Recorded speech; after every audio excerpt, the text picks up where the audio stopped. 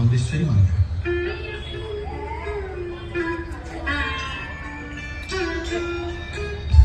देवी समलेश्वरी संबलपुर आराध्य देवी माँ का नाम प्रख्यात संबलपुर मंदिर। प्रकृतिर अपरूप सुषमार भंडार अटे संबलपुर। चौहान वंशर बलराम देव थिले यार नृप। धनुर्धर विनोदिनी जाते मृगा विनोदी एक अचंबित कथा हेले अवगत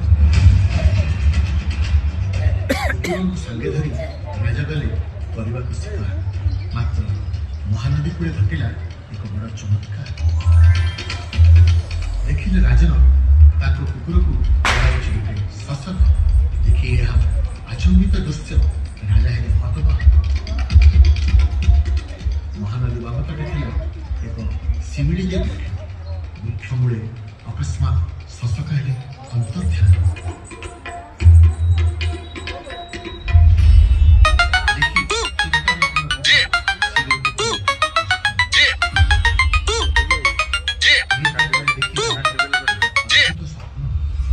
उजागर हो राजा बसिले तुरंत देवी समलेश्वरी सपन कहले नदी बक्षे रही अच्छी भूमदर रहुछि मुई एबे ताहारी मध्य मते परज स्थापन एथिपे मंदिर निर्माण कर राजा। स्वप्नावेश दे देवी अंतर्ध्यान है। निद्रा तेजी देवी को जे भाड़िले राजा शिविरे वृक्षमूले राजा देवी समलेश्वरी कटले स्थापन। शताब्दी शताब्दी धरी देवी होइछन्ति सेठिने आसीन। स्वप्नादेश अनुरूप राजा आरंभिले मंदिर निर्माण। मात्र समस्त उद्यम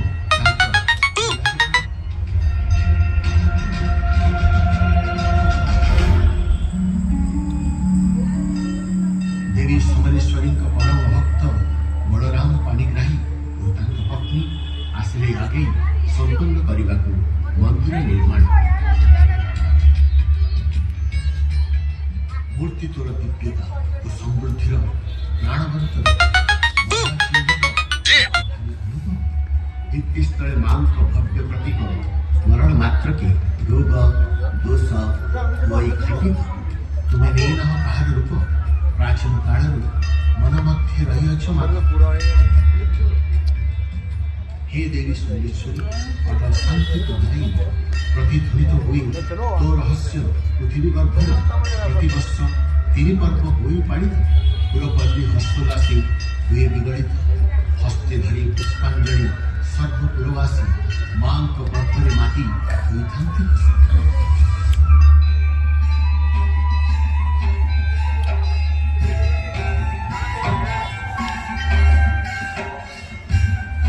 नुआखाई नामे अच्छी एक गणपर्व पाड़ा ए उत्सव एकत्रित होता करी नवान्न अर्पण देवी समलेश्वरी आशीर्वाद लोड़ी समृद्धि हो अंचल।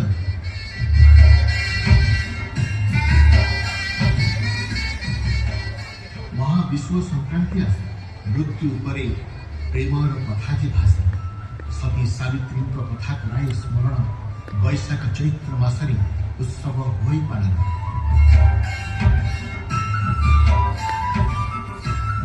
शारदीय दुर्गा पूजा होई पालन। दर्शन करी मां को सबे हुअंतु प्रसन्न। देवी समलेश्वरी महालया दिन धवलमुखी बेशरे दियंती दर्शन। गंगा स्नान समय मिले पुण्य बल देखी धवलमुखी बेश स्थापन।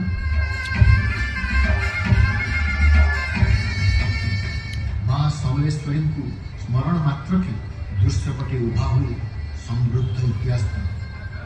जय जय मां समलेश्वरी दया करी मां तू सब संबलपुर रही माँ गो समले दया क्षमा दात्री माँ तू अटू महामा।